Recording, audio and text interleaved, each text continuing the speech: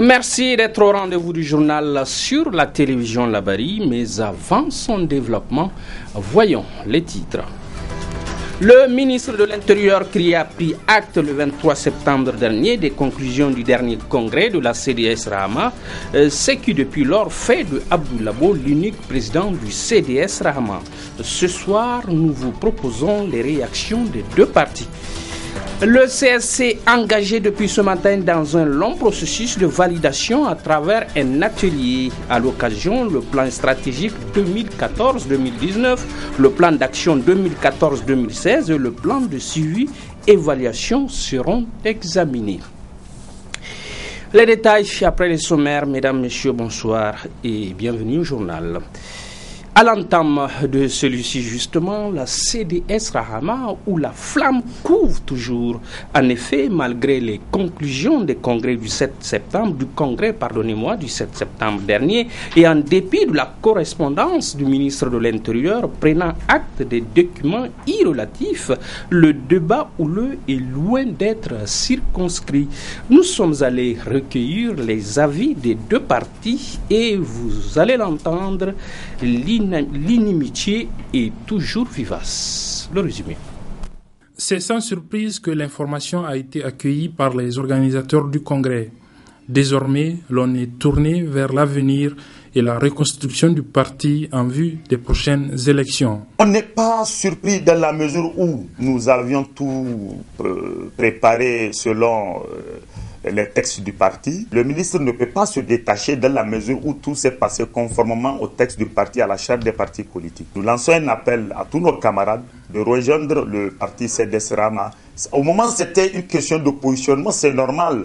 Le positionnement confirme l'effectivité et la cohérence d'un système. Mais aujourd'hui, je crois que ce positionnement est fini. Le CDS Rahama est dirigé par un président, son Excellence El Hadj Abdou Labo. Nous allons nous battre pour que le CDS Rahama retrouve ses lettres de noblesse. Mardi dernier, l'avocat des militants du parti qui n'ont pas pris à ce congrès entrevoyait déjà cette décision du ministère de l'Intérieur et annonçait ceci comme attitude à prendre.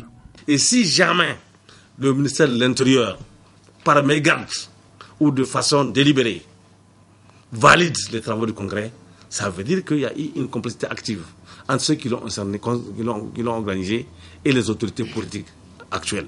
Ne soyez pas surpris si de les jours qui viennent, peut-être probablement la semaine prochaine, que nous attaquions la convocation faite, n'est-ce pas, par Médage Alambay avec un mandat épuisé devant le juge du fond, et tous les actes qui ont été posés, y compris le Congrès. Joint au téléphone, un membre du bureau que dirige Mahaman Ousmane dit aussi qu'ils ne sont pas surpris de cette décision du ministère de l'Intérieur, une décision qu'ils vont d'ailleurs attaquer en justice. Affaire à suivre donc, Abdul Razak. Ambiance studieuse au CSC depuis ce matin où l'on s'active à valider un ensemble de documents. Le plan stratégique 2014-2019, le plan d'action 2014-2016 et le plan de suivi et d'évaluation sont examinés à la loupe, nous rapportent Youssouf Omar et Aboubakar Souley. Les outils de travail objet du présent atelier comportent 79 pages, dans lesquelles on peut lire le plan stratégique 2014-2019 et celui d'action 2014-2016 du Conseil supérieur de la communication.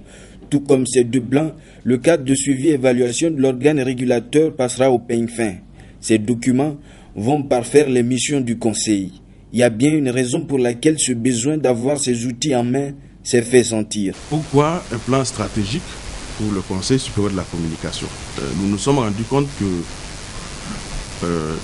beaucoup de choses manquent à notre texte fondateur, à savoir la Constitution, ou à nos textes, la Constitution et la loi 2012. Parmi les choses qui manquent, il y a la vision. Quelle est la vision du CSC, la vision de la régulation du CSC? Ni la Constitution, ni la loi n'ont défini de vision pour le CSC. Elles ont par contre défini une mission, fixé des attributions. Donc le processus du plan stratégique est donc l'occasion pour nous de définir et de valider une mission, de confirmer au besoin la mission qui a été fixée mais également de déterminer les principes et les valeurs qui vont désormais guider nos actions. Cette action ne serait pas possible sans le projet de révalorisation de Vivre Ensemble, REV, à qui l'Union européenne a placé sa confiance pour financer la réalisation des documents. Pour REV, renforcer les capacités de travail du CSC, c'est contribuer à la consolidation de la paix. Cet atelier-là n'est qu'une sous-activité d'un ensemble d'activités que le projet développe avec le Conseil supérieur de la communication, qui elle-même est juste un des multiples partenaires du projet de valorisation du vivre ensemble au Niger. Le projet, son objectif est de renforcer la paix au Niger. Et comme vous le savez, les médias, le renforcement de l'institution qui régule les médias, renforcement en l'aidant à bien accomplir sa mission, contribuera sans nul doute au renforcement de la paix. Les outils seront validés ce 26 septembre au CSC de bénéficier d'une panoplie de rudiments lui permettant de bien réguler. Nous voilà éclairés, Youssouf Omar. Nous en parlions hier, souvenez-vous, le bilan de la rencontre entre le comité interministériel et le syndicat des médecins spécialistes. Aujourd'hui, alors, le syndicat est allé rendre compte à ses militants sous les yeux de nos reporters Sadou Doumi et Memouna Daouda. C'est une rencontre pour faire le point de la rencontre entre les autorités et les membres du bureau du syndicat national des médecins spécialistes qui, depuis un certain temps, mène une lutte pour exiger du gouvernement l'adoption de la prime de spécialisation. Une rencontre qui n'a pas permis de résoudre les revendications des médecins spécialistes. Après des petites discussions, on a quand même accepté de revenir travailler avec leur comité de négociation. Quand on est venu travailler avec ce comité de négociation, un autre blocage est apparu, qui était le blocage de fond. On a eu à vous parler de ça de long en large, la question des spécialistes. Parce que nous, pour vous le rappeler, notre revendication, c'était la prime de spécialisation. Et cette prime de spécialisation, on avait demandé une prime de spécialisation de 300 000 francs à tous les médecins spécialistes. Vers la fin, on a eu une proposition consensuelle. Cette proposition de 50 000 francs par année de formation postdoctorale. Pourquoi on la qualifie de consensuelle? Parce que nous, ça ne nous agrée pas. Parce que comme on le dit, nous, dans notre syndicat, il n'y a pas de gens qui ont 1 an ou 2 ans de formation. Ils ont tous 4, 5, 6 ans et plus de formation. Donc, on ne peut pas venir défendre la cause des gens qui ne font pas partie de notre syndicat. Et c'est dans cet esprit que nous avons accepté ce consensus de 50 000 francs par année de formation. Sinon, nous, notre revendication, c'est 300 000 francs pour tous les CES2S, tous les spécialistes, les vrais spécialistes. 3 points étaient au centre des négociations entre les autorités et les médecins spécialistes. À cette rencontre, on était très stupéfaits. Parce que d'entrée en jeu, le Premier ministre a pris notre plateforme revendicative et il s'est attaqué à deux lignes. Là où on parlait de considérant l'engagement du Premier ministre en date du 29 juin qui a conduit à la suspension de notre mot d'ordre de grève. Il dit qu'il n'est pas content pourquoi on a écrit cela, quel engagement il a pris. Et là, on s'était dit que vraiment, on ne savait même pas là où on était. Et deuxièmement, il a parlé que pourquoi on a marqué considérant le consensus trouvé sur la dite prime, dont je vous ai parlé, les 50 000 francs par année de formation postdoctorale. Eh bien, dès l'instant où on a travaillé avec des gens qui l'ont mandaté et que ce sont ces personnes-là qui dirigeaient même les travaux. On est tombé d'accord sur quelque chose et on est parti lui faire le feedback. Comment se fait-il qu'on ne peut pas le qualifier de consensus? Et, considérant le mépris, le troisième point, considérant le mépris affiché à l'endroit du SMES par les multiples faux rendez-vous. Les faux rendez-vous, je vous en ai parlé tout à l'heure. Eh bien, comment se fait-il un partenaire avec qui vous devez travailler? Tu promets l'appeler, tu ne l'appelles pas. Lui, il prend son mal en patience, il t'appelle. Il t'appelle et à plusieurs reprises, tu ne décroches pas. Non seulement tu ne décroches pas, encore tu ne le rappelles pas pour lui notifier qu'au moins tu as vu son appel et que malheureusement tu n'as pas de réponse pour lui. Tu donnes un premier rendez-vous dans les 48-72 heures qui suivent, tu ne le respectes pas. Après, tu donnes un autre rendez-vous dans les 48 heures qui suivent que tu ne respectes pas. Je pense bien en français, on peut l'appeler faux rendez-vous. Après l'échec des négociations avec le comité interministériel, le SMES menace d'observer une nouvelle grève dès la semaine prochaine. Le Fonds d'appui aux sociétés civiles du Sud, FASCS, c'est le nouvel outil qui permettra dorénavant à l'ambassade de France au Niger d'appuyer les sociétés civiles nigériennes. La présentation d'un nouvel instrument a eu lieu ce matin au CCFN Jean Rouch de Niamey. Nasser Dantofo y était et nous en parle. À travers cette réunion, l'ambassade de France au Niger a dévoilé son nouveau dispositif en faveur de la société civile nigérienne. Il s'agit du fonds d'appui aux sociétés civiles du Sud dont ces objectifs ont été déclinés par Laurent Benoît, chef service de coopération à l'ambassade de France. Les objectifs principaux sont bien évidemment de renforcer à la fois la gouvernance, la démocratie, en aidant à la stabilisation, la structuration de contre-pouvoirs et de qualité, et donc de faire en sorte qu'on puisse aider à structurer une expression citoyenne capable de justement pouvoir, interpeller correctement et de manière qualitative le gouvernement et ses activités. Donc l'objectif pour nous est d'aider cette société civile à pouvoir s'exprimer, notamment sur des thématiques relatifs aux droits de l'homme, à la condition féminine, à des sujets comme cela, à la transparence des budgets communaux, au fonctionnement des commissions foncières, tout un tas de sujets comme ça, donc qui concernent la démocratie et la participation des citoyens à la démocratie. Pour les bénéficiaires, ce fonds d'appui aux sociétés civiles du SIDA est la bienvenue. En ce sens, qu'il renforcera leur mission à la gouvernance démocratique et l'expression citoyenne. C'est une très bonne initiative de l'ambassade de France d'appuyer la société civile à travers ce fonds qui est un appui au fonds de la société civile du Sud. C'est un fonds catalytique qui permet normalement à des organisations de la société civile d'une certaine dimension de pouvoir bénéficier de cet appui. Je pense qu'aujourd'hui, les organisations de la société civile ont besoin de cet appui dans la mesure où, quand on fait aujourd'hui l'évaluation des capacités des organisations de la société civile, il y a beaucoup de faiblesses. Le FC, dans le temps, moi j'avais postulé avec mon ONG, mais c'était en vain. Moi je pense que cette fois-ci, là, avec la nouvelle donne, nous sommes vraiment confiants par rapport à ceux qu'ils ont détaillés. Dans le temps, ce sont les grosses ONG qui ont 10 ans, 15 ans, 20 ans d'expérience qui peuvent postuler à avoir et prétendre au fonds FSD.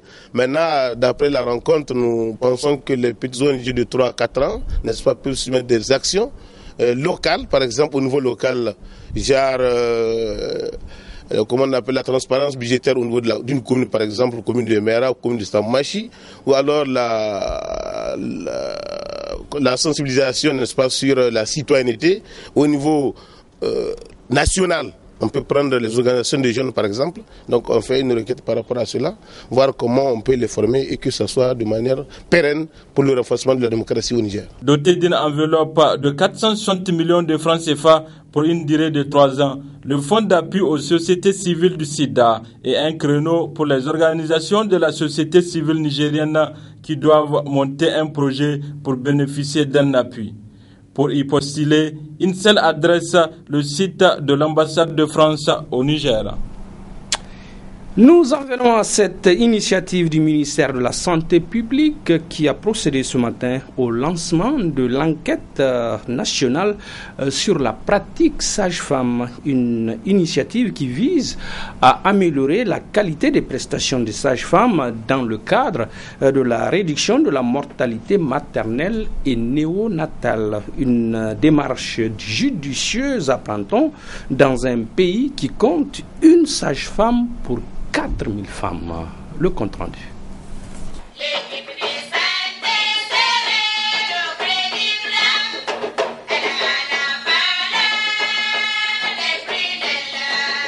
La réduction du taux de mortalité maternelle et néonatale constitue l'un des défis majeurs du gouvernement du Niger et ses partenaires. Un combat qui nécessite une amélioration de la qualité des prestations des sages-femmes. C'est ce qui ressort du rapport de l'enquête nationale de la pratique sage-femme lancée ce jeudi 24 septembre 2014. Les qualités et le rôle de la sage-femme dans la société ne sont plus à démontrer. La sage-femme est une personne qui a suivi un programme de formation reconnu dans son pays, qui a réussi avec succès les études afférentes et a acquis les qualifications nécessaires pour être reconnue ou licenciée en tant que sage-femme. La profession de la sage-femme demande beaucoup de savoir-faire, de conscience professionnelle, de patience, de don de soi, de dévouement. En fait, c'est une vocation.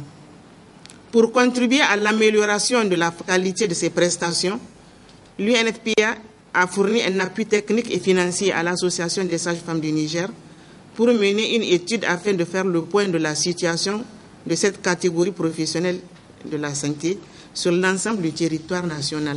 Pour l'UNFPA, les objectifs que vise cette étude semblent être atteints au regard de la pertinence des données recueillies sur le terrain. Dans la répartition des sages-femmes par région, on constate que le poids démographique des régions n'a pas souvent été pris en compte. De ce fait, on voit que les sages-femmes ne sont pas réparties de manière équitable sur le territoire. Cette situation n'est pas propice à une offre équitable de soins de qualité en vue de répondre aux besoins des femmes et leurs besoins surtout. Des écarts importants sont constatés en ce qui concerne les régions de Tawa, Tillabéri et Zender notamment. On se demande justement pourquoi ces disparités. Cette préoccupation a conduit l'objet de l'étude en question. Cependant, plusieurs opportunités sont offertes dans le cadre de l'amélioration de la situation en vue de renforcer la qualité des prestations et parvenir ainsi à une baisse sensible de la mortalité maternelle. Une maîtrise de la croissance démographique avec l'intégration du genre et du respect des droits humains. En procédant au lancement de ce rapport, la ministre de la Santé publique par intérim s'est dit réjouie de cet instrument qui permettra de mieux faire face à la mortalité maternelle et néonatale. Ce rapport constitue un outil précieux pour la planification, la formation, le recrutement, l'utilisation et la gestion des carrières des sages-femmes. C'est aussi un outil de plaidoyer auprès des partenaires pour soutenir les réformes nécessaires afin que la sage-femme retrouve ses lettres de noblesse et que tous les décès maternels et néonatals évitables soient éliminés. Le ministère de la Santé publique se réjouit de disposer de ces rapports et j'invite les cadres du ministère de la Santé publique et des ministères sectoriels en charge de la formation et de l'emploi des sages-femmes, les partenaires sociaux pour l'exploitation de ces rapports. Ainsi réanimée et rétablie, l'image initiale de cette noble profession sera retrouvée et la sage-femme occupera une place de choix dans le combat pour la réduction de la mortalité maternelle et néonatale. Le non-respect du cadre légal régissant l'exploitation et la gestion des ressources naturelles et la situation du licenciement abusif des travailleurs nigériens du secteur à l'origine d'un point de presse du réseau des organisations pour la transparence et l'analyse budgétaire ROTAB. Un point de presse, vous allez l'entendre, riche en informations, en révélations et à l'accent quelque peu colérique vu l'énormité du désastre. Voyons cela.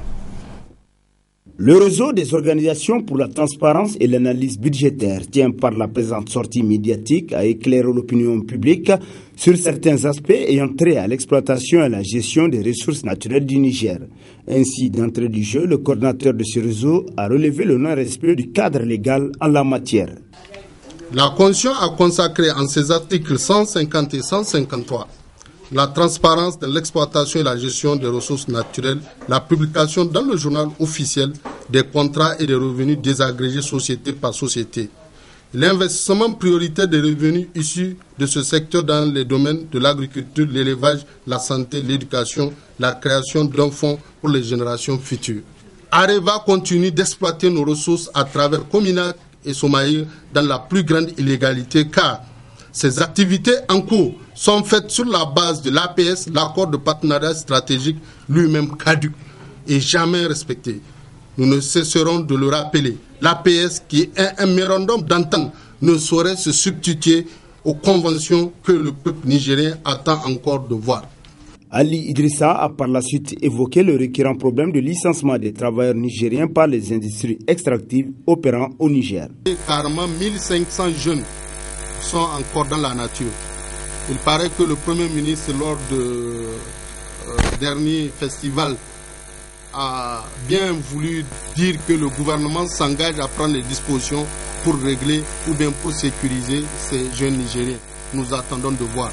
Il appartient désormais aux décideurs politiques et à l'ensemble des Nigériens de conjuguer leurs efforts pour faire en sorte que les richesses naturelles du pays profitent à la nation et à ses filles et fils conformément au noble combat du retour.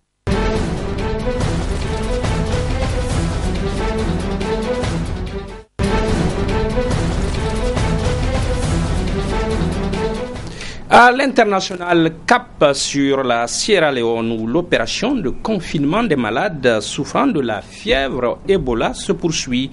Malgré tout et selon l'OMS, de nouveaux cas sont encore enregistrés dans ce pays, contrairement à la Guinée voisine. Un pays, apprend-on également, n'est déclaré sorti de la fièvre Ebola qu'après 42 jours sans nouveaux cas de contamination déclarés. Les détails. Tiers des Sierra-Léonais confinés à domicile et jusqu'à nouvel ordre. C'est la décision annoncée mercredi par le président Ernest Bai Koroma pour lutter contre l'épidémie d'Ebola. Résultat, 3 régions et 12 chefferies sont maintenant en quarantaine. Après Kenema et Kalaoun, confinés depuis le mois d'août, les districts de Port-Locaux, Bombali et Moyamba sont désormais touchés par les restrictions de circulation. Des mesures déjà bien connues de la population. La semaine dernière, c'est tout le pays qui a été confiné à domicile. En 3 jours, les autorités disent avoir récupéré 90 corps et identifié plus de 200 cas suspects d'Ebola sur le territoire. Malgré tout, l'Organisation mondiale de la santé affirme que le nombre de personnes infectées ne cesse d'augmenter dans le pays, contrairement à la Guinée, où l'épidémie semble se stabiliser. Moins gravement touché, le Nigeria n'a connu aucun nouveau cas d'Ebola depuis le 8 septembre. Pour le président nigérian, le pays est débarrassé du virus. Grâce aux efforts combinés de nos professionnels de santé, de l'Organisation mondiale de la santé et de nos partenaires internationaux, nous avons réussi à contenir le virus Ebola et nous pouvons maintenant dire que le Nigeria n'est désormais plus touché par Ebola. Il est pourtant un peu trop tôt pour crier victoire, car pour pouvoir déclarer la fin de l'épidémie, il faut attendre 42 jours sans nouveau cas, soit encore 1 mois pour le Nigeria. En France, après la décapitation de l'otage français Hervé Gourdel, les musulmans de France indignés crient à la barbarie. Et comme les musulmans britanniques, il y a quelques jours, ils clament haut et fort que ce terrorisme ne tue pas en leur nom. Voyons le reportage. À Clermont-Ferrand, la première réaction des fidèles de la mosquée est la prière. Nous sommes heurtés, nous sommes violentés, nous sommes agressés lorsque des irresponsables, des criminels prennent la parole au nom d'islam et donnent cette image qui est une image de barbarie. Non, nous le condamnons et nous le faisons à la mosquée. Mais dans la rue également, les Français de confession musulmane expriment ouvertement leur horreur, comme ce matin à Paris, quartier Barbès. Franchement, ça fait mal. Ça fait mal. Pourquoi ? De voir quelqu'un qui se fait assassiner dans un pays, dans mon pays, que je ne partage pas ces idées-là. Et le Coran ne partage pas ces idées-là. Ça fait mal. L'islam ne nous dit pas de tuer des hommes ou décapiter des têtes. C'est inhumain. Donc tout ce qu'ils veulent, c'est de la pub. La religion musulmane n'a vraiment rien à voir avec ça.